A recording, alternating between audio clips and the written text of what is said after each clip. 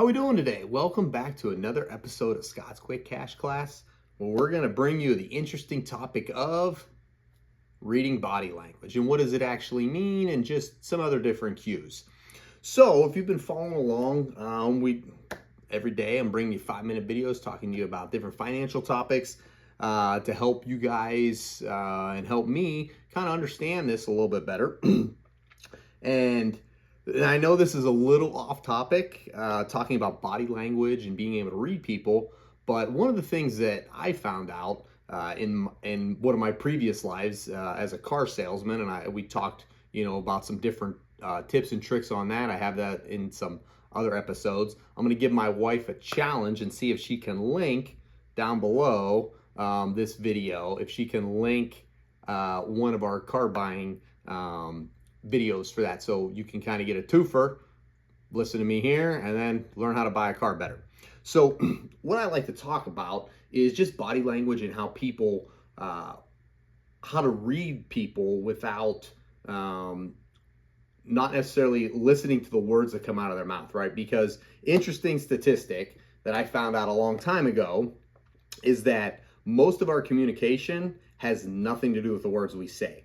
55% of the communication that we do is through our body language. 38% is the tone in our voice. And then the last 7% is the actual words we say.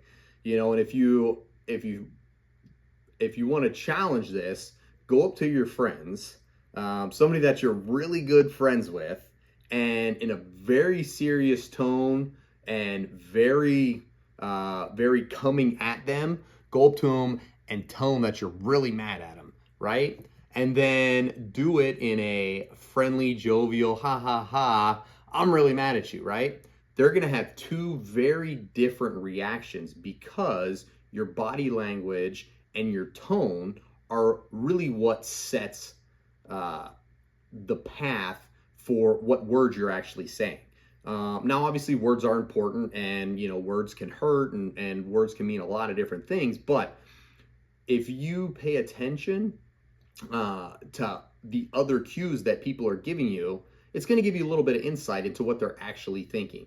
And how does that help you out, right? So when I was in the car business, I would talk to people, and I would see some people, and they'd be, they wouldn't want to have a conversation with me, and they would just stare down at the paper. And then other people were really laid back, and they were relaxed, and it just got me thinking, how can I do my job better and to be able to read and maybe stop a objection before it was an objection. And part of that was through learning body language. And I'm by no means an expert. This is just some of my experience that I've noticed from reading people, and it's helped me throughout the years, because at the end of the day, we definitely want to be able to understand people, and we definitely don't want to necessarily offend people, with our own body language, and this has helped me be cognizant of the vibes and signals I give off, because whether or not you're an expert in body language, everyone can feel if it's an uncomfortable situation and things like that. But this is, maybe some of those more subtle ones that maybe you're not sure if you're reading that person right, or if, hey, I see people do this, but I'm not quite sure what it means. So we're going to go over a few of those. So one is micro expressions. And basically a micro expression is like a millisecond reaction that somebody has before their brain can actually process it to then give their regular emotional response. So it generally happens real quick. It's generally a facial microaggression, like in their, or micro expression, not microaggression, in their face. If they hear something and they didn't like it, you go like this, and they're like, oh, well, maybe it's not so bad. Their first reaction was, oh, right? If you catch that, sometimes we don't catch that. That's actually a true feeling of how that person is doing. Liars, if you're wondering if your friend, boyfriend, girlfriend, parents, brother, sister are lying to you, liars use fewer hand gestures And they also use more words, like to stall, you know, I, sometimes it's difficult, and I realize I'm doing that right now. And part of that is just talking on the camera makes things a little bit more challenging. But keep that in mind. If somebody's using those words a lot, it's more than likely that they're searching for the truth. The truth isn't there. They have to go search for it.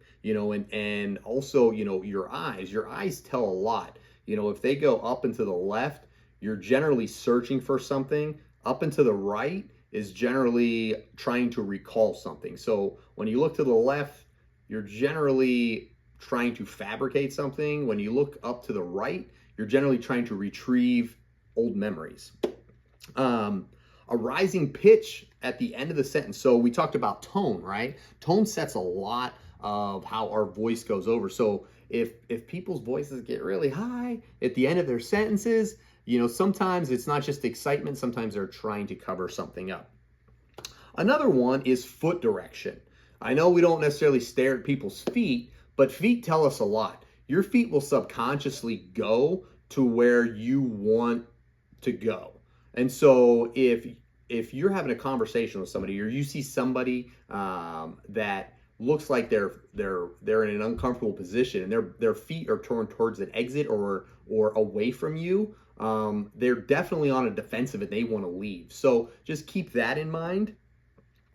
Eye blocking. So this is another one, and most of the time, if people don't make eye contact, straight into your eye, then they're hiding something. Well, that's not always the case, but if they're shielding their eyes, or they're looking away, or maybe they have a hat and they pull it down, those types of things, people want to cover themselves up and they kind of want to try to hide. So keep that in mind if you see somebody that's definitely doing that.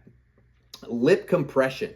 So if somebody has real tight, I don't know how well you can see it, but if somebody gets, they're hearing something and you see that their lips get really tight, it's generally a disagreement with what you're saying or what is happening in that scenario. Now, once again, this isn't, cut and dry every scenario, but if you start taking a few different things that you know about body language and you put them all together, and this person is exhibiting 3 or 4 of these, chances are you're on the right path. So think about that whenever you're having a conversation. If someone is playing with their hair a lot, that could also be a sign of unsureness and anxiety and nervousness. Also with the neck too, if they're touching their neck a lot, those are all signs of anxiety and nervousness. So just keep that in mind. So hopefully you learned something today. It's not a finance topic, but it's a topic that I feel a lot of people, especially in this culture, that we're always on our phone and we're staring at that human to human contact is getting less and less and less than it was, even for me, 15, 20 years ago. So being able to understand and know what that other person is doing, and even if that other person might not be aware they're doing these things, if you know they're aware and you know what they mean, it's going to help you stay more informed and hopefully protect you from either making a bad decision or getting, listening to somebody's advice that is not good, or not falling for something. So we're going to leave you with the tip of the day and the question of the day. Tip of the day: don't just listen to what people say. Watch how their bodies try to contradict them, right? People will say things and their bodies will be doing the complete opposite. So pay attention to their bodies. And then, question of the day: if someone said, "I'm fine," but wouldn't make eye contact and clench their jaw, would you believe them? Why or why not? Right? So I challenge you, just take a look at, some of your, friends and whatnot, and be an observer and listen more and watch, and you'll start to pick up on these cues, and hopefully it'll benefit you. It has me. So if you like what you heard, give us a like. Every day I'm bringing you 5 to 6, 7 minute videos on different financial topics. Never going to ask you to buy anything, never going to sell anything, just here to help on your financial journey and on my financial journey to financial freedom. Till next time.